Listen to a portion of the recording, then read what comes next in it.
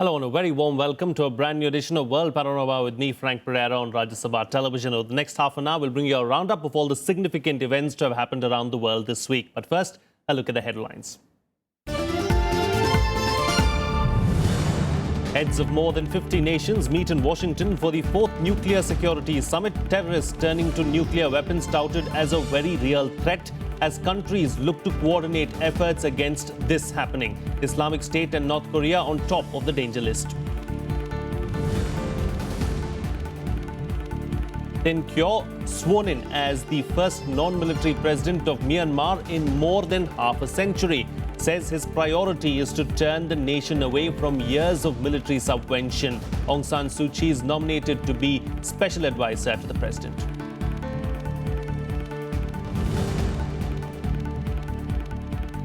The Christian community in Pakistan demands greater security after the Easter Sunday suicide attack that killed over 70 people. The Pope asked the Pak government to step in for their welfare.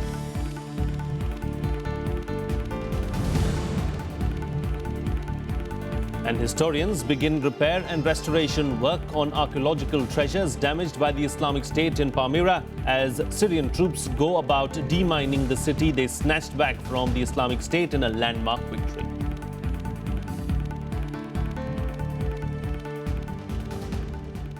Our top story on the program this week. More than 50 world leaders met in Washington this week for the 4th Nuclear Security Summit with a focus on coordinating international efforts to prevent terrorist organizations from acquiring nuclear weapons or material. One of US President Barack Obama's signature foreign policy initiatives has acquired increased significance in the face of Islamic State terror and North Korea's immaturities. Here's more.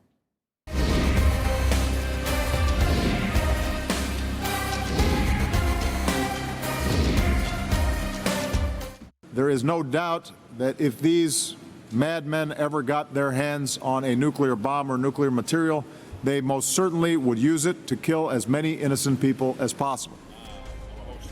Underlining the significance of the Nuclear Security Summit, more than 50 countries were represented at the 4th edition this week, an increasing number of them now direct targets or feared potential targets of a wild global terror machine. Belgium and France among the latest to feel the brunt. Islamic State terror and North Korea's immature extremes were attention areas this time. Over the past 6 years, when it comes to nuclear security, we've embraced a new type of thinking and a new type of action. This is a perfect example of a 21st century security challenge that no one nation can solve alone. It requires coalitions and sustained coordination across borders and institutions, and the good news is we've made significant progress. We've made nuclear security a priority at the highest levels. 5 bodies, IAEA, Interpol, the UN, Global Partnership Against Spread of Weapons and Materials of Mass Destruction, and Global Initiative to Combat Nuclear Terrorism coordinate global cooperation on nuclear security. After this year's summit, a network of Sherpas or expert officials from different countries will continue to coordinate as a nuclear security contact group. Since the first Nuclear Security Summit in 2010, international measures have been at least partly successful against nuclear theft and illicit transportation of nuclear material.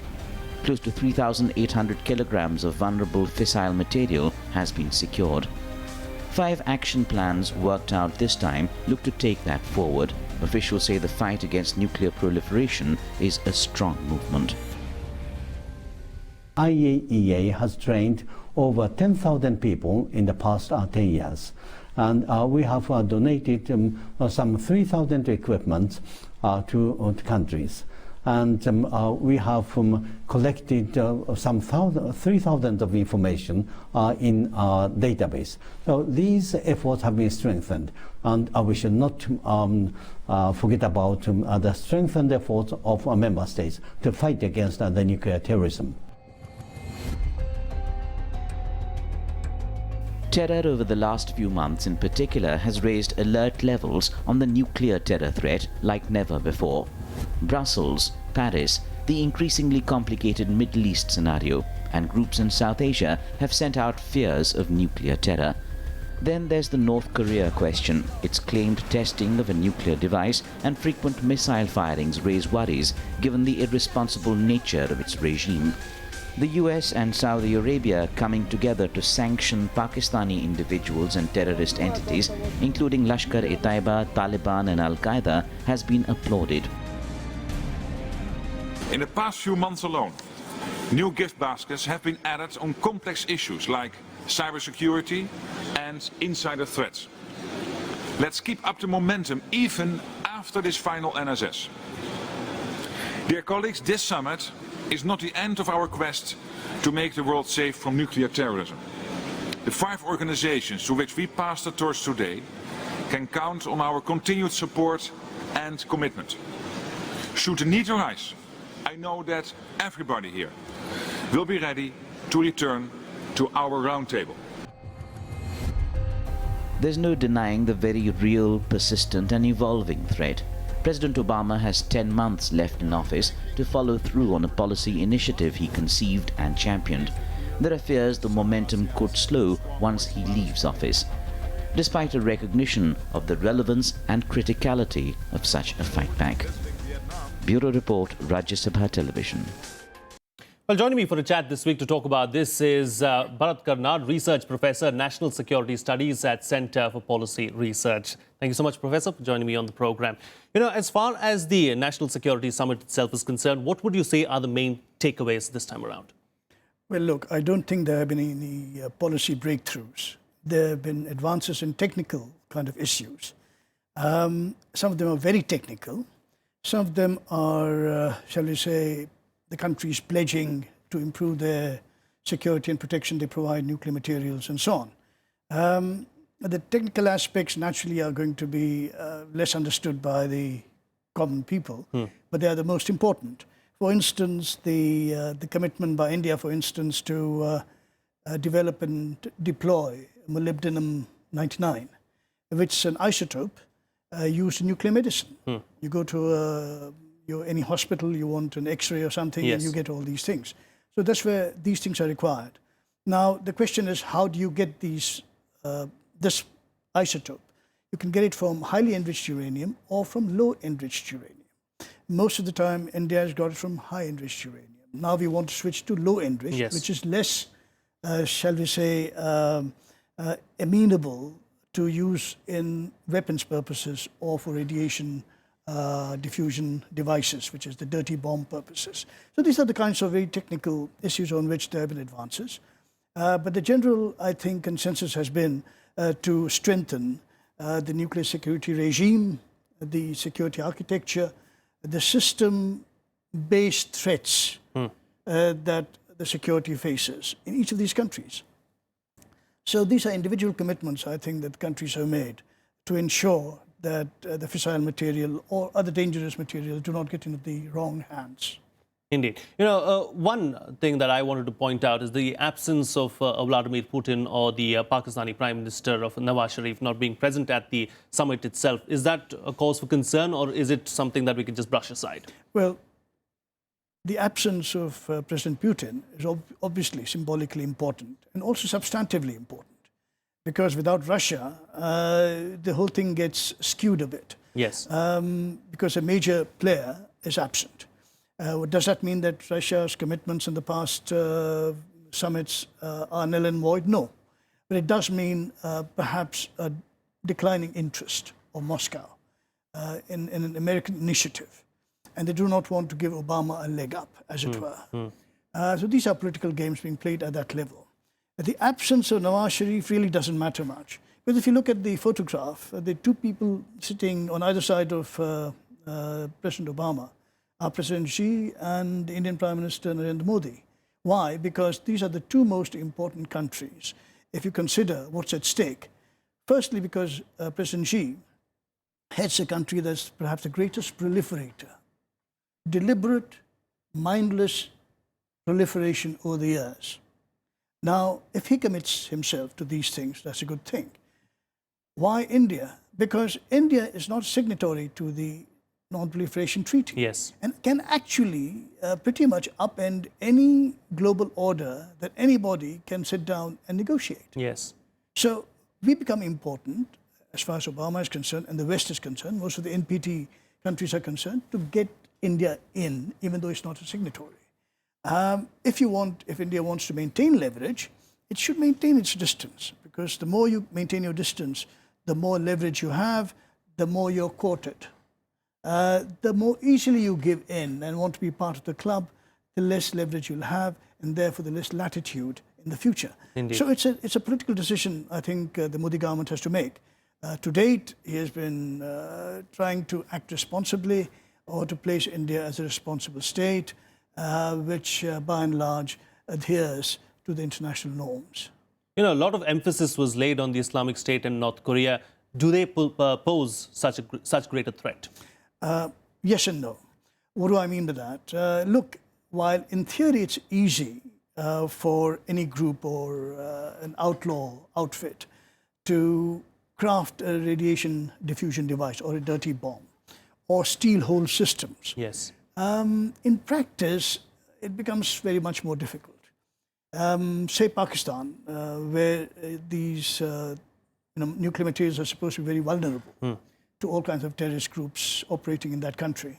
The fact is the Pakistan military, the army, is extraordinarily protective, as they should be, as is the case here, as is the case in any nuclear weapons possessing country.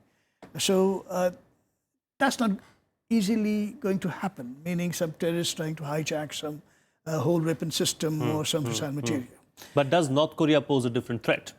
Yes, again, yes and no. It depends on China. That's why China is sitting there. Because China can control both its client states, which is Pakistan and North Korea. North Korea in particular, because without China, it cannot survive. And that's a fact of life. Whether it's energy, oil, food, everything else, Beijing pretty much subsidizes the regime in Punjab, the regime of Kim Jong-un. Yes, yes. And so, that's the good thing to bring in China. But also the possibilities of how it will not be easy for North Korea to spin off on its own and do damn fool things that everybody fears. Indeed. All right. Professor, we'll have to leave it at that. Thank you so much for joining us on the program and putting things into perspective for us. Pleasure having you on the show. Thanks very much. Well, on that note, we'll slip into a short break here. Still to come, Brazil's warrior President Dilma Rousseff under fire. The country's first woman leader is facing the fight of her political life. We'll have that and much more on the other side. Stay tuned. We'll be right back.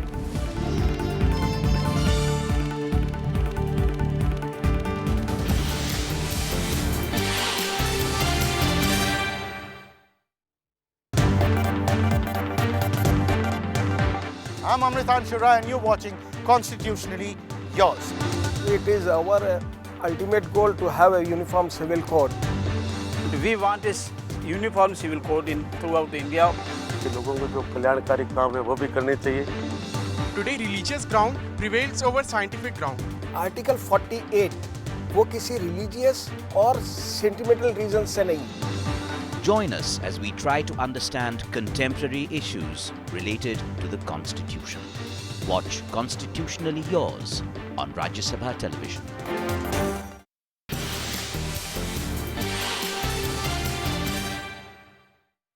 Welcome back. You're watching Rajya Sabha Television. Well, Tin Kyaw was sworn in as Myanmar's president this week, the country's first head of state with no military ties in more than half a century. Kyaw was elected among 3 candidates put up by the NLD and the military last month. The other 2 will be vice presidents. Kyaw is a close friend and confidant of Nobel laureate Aung San Suu Kyi. He was handpicked by her to run Myanmar's government because a constitution drafted by the former junta bars the democracy champion from the top office. The ruling party has moved to make Suu Kyi a key state advisor, giving her access to every tier of the government and cementing her control over the administration. In his inaugural parliament speech, President Kyaw reiterated Suu Kyi's stance on the importance of changing the 2008 charter, which entrenches the military's powerful position in politics and called for national reconciliation. Well, let's take a look now at some other news-making events that made headlines around the world this last week in Globe Watch.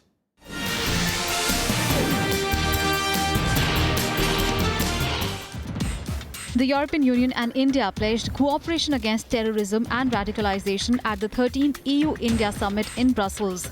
Prime Minister Narendra Modi attended the meet, which was held in the backdrop of terror strikes in the city on 22nd of March. A joint declaration on counter-terrorism aims to stem the flow of foreign terrorist fighters and curb sources of terrorist financing and arms supply.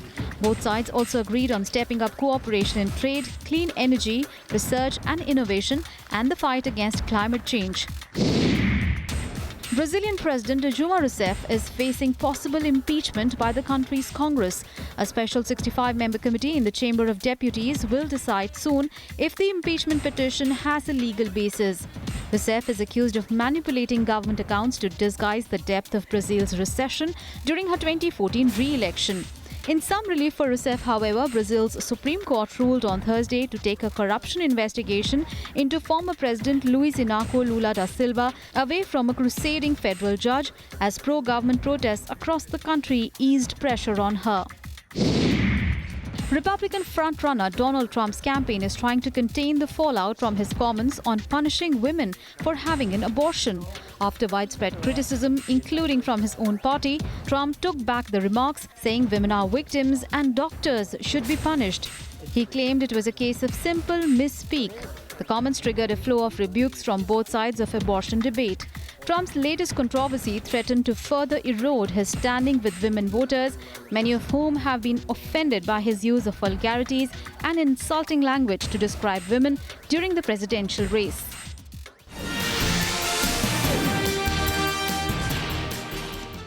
Well, moving on now, Pakistan's Christian community has stepped up calls for greater security after the Easter Sunday terror attack that killed 74 and injured hundreds. On one hand, are worries of militants in Pakistan increasingly subscribing to the Islamic State brand of ultra-sectarian violence against non-Muslims. On the other, so-called anti-blasphemy zealots standing against corrections in the law. The worrying picture has raised international concern.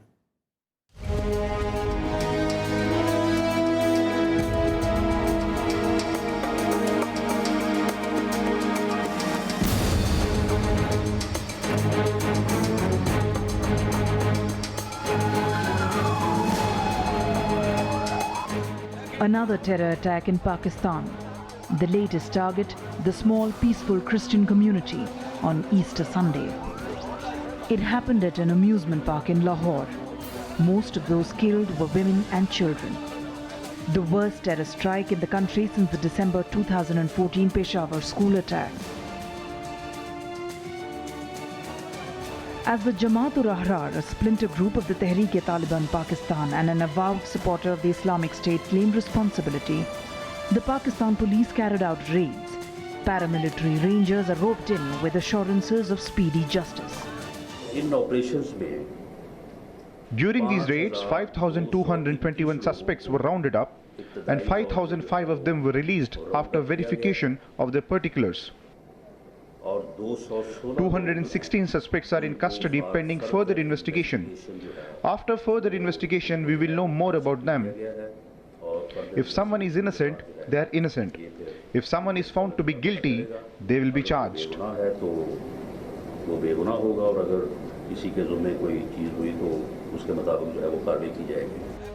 But Pakistan's Christians worry that little will come out of it, as in the past. They're just 1.6% of the country's population, about 2 million people living in pockets of Karachi and numerous villages in Lahore and Faisalabad, very often in miserable, uncared-for conditions. In the last few years in particular, there's been a worrying rise in terror attacks against the community. Apart from this Easter Sunday suicide explosion that killed 74 people and injured over 300, last March, suicide bombers struck Masih's Christ Church and another close by, killing at least 14 people.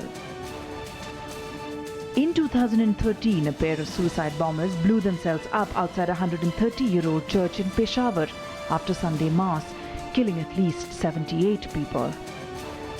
And somewhere they find themselves caught between jihadi Islamists and Islamist zealots claiming to be protecting their faith. Terrorists didn't used to be so focused on our community. Now all their attention is on us. It happened on March 15th last year, and then it took place on March 27th at Gulshan Park. They would have thought more people would gather at Easter. Perhaps it's time for the government to turn their attention towards us. The other big newsmaker in Pakistan this week, massive protests on the first anniversary of the execution of someone who has assassinated a state government leader for supporting changes in prevailing harsh blasphemy laws. Largely unstopped by police, protesters wreaked havoc in capital Islamabad. Reports say they've been given assurances. Instances like this and the terror attacks have raised global concern on minorities in Pakistan. La riconciliazione. I appeal to civil authorities in all sectors of the nation to make every effort to restore security and serenity to the population, and in particular to the most vulnerable. Their troubles extend to social issues, legal limitations and political non-representation, with resolution needing sea changes. The bigger concern is things going downhill for them. Bureau Report, Rajya Sabha TV. Well, moving on to what's been touted the most significant achievement in the fight against the Islamic State terrorist group in Syria. The retaking of Pereira by Syrian government forces carries with it a deep tactical symbolism and possible implications on a wider resolution of the Syria crisis. In the immediate sense, this victory marks at least some relief for the Islamic State's savage destruction of some priceless ancient artifacts.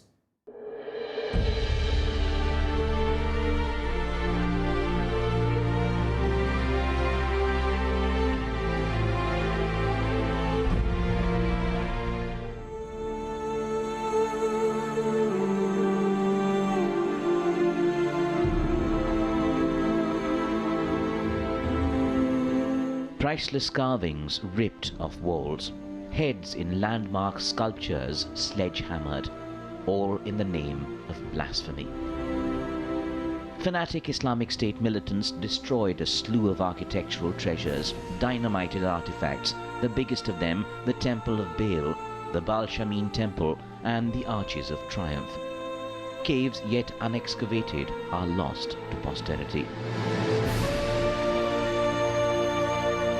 These drone pictures of the relics of Palmyra suggest, however, that the Daesh didn't outrightly destroy everything.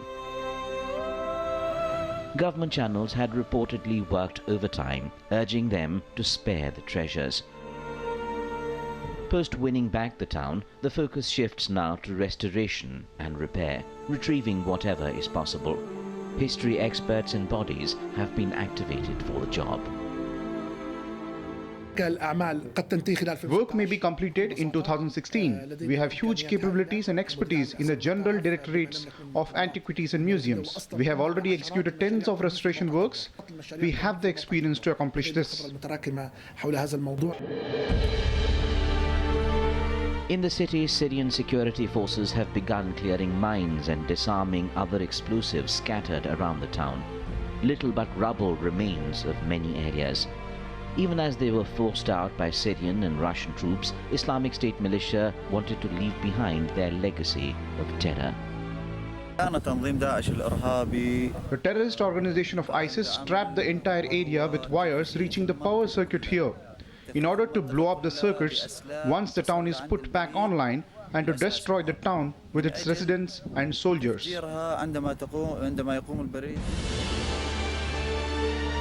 Watchers have read much into this victory, a turning point in the fight against the Daesh in Syria, with predictions that the Syrian army and its allies would now chase IS fighters eastwards.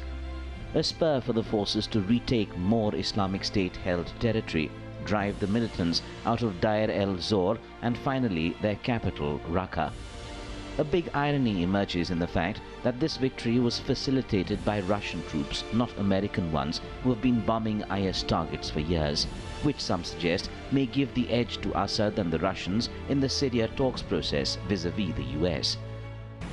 Though America chooses to play that down for now. It's too soon to know the degree to which the Palmyra operation is going to affect it one way or the other. I'm not quite sure that we should expect that it would, except, as you said, maybe because it gives them a little bit more confidence. But it was a tactical operation on the ground that that, again, while we welcome the Daesh being kicked out of Palmyra, we still want to make sure and want to see both sides, the opposition and the regime, continue to stay at this political process and move forward with it. A landmark victory against the Islamic State, yes, but there's still some way to go yet for peace in Syria, and the reasons came through in the cold start to the Geneva talks effort. Interim committees, the form of the future government, and so much more still remains to be pulled back from the brink. Yet the gains are undeniable too. On a tactical level, the liberation of Palmyra and resulting advances greatly reduced the IS's ability to threaten key government supply lines. And then, perhaps most crucially, at least it's a beginning. Bureau Report, Rajya Sabha Television. Well, let's now shift gears and bring you up to speed with all the sports news you might have missed this week in Sports Action.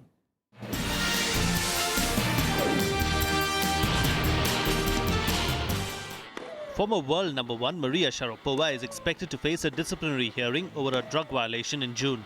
The beleaguered female tennis star had earlier announced that she was tested positive for banned substance meldonium at the Australian Open, which she had been taking since 2006 for health issues.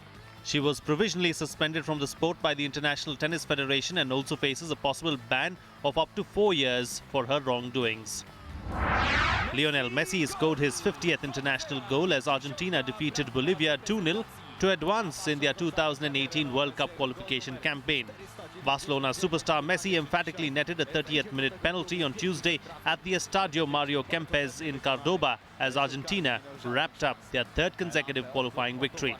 Messi's penalty makes him only the second player in Argentinian history to reach a half-century of goals for the two-time World Cup winners. The striker is now closing in on legendary scorer Gabriel Batistuta's record of 56 goals set between 1991 and 2002. Former Manchester United manager Sir Alex Ferguson believes it will not be easy for Pep Guardiola to adapt to Premier League football when he arrives to take charge as Manchester City manager. Guardiola, who would leave his current club Bayern Munich at the end of this season, had earlier signed a 3-year deal of more than 15 million euros a year to take over from Manuel Pellegrini. Ferguson believes that English football, known for its fast-paced and physically demanding nature, will pose a challenge before Guardiola.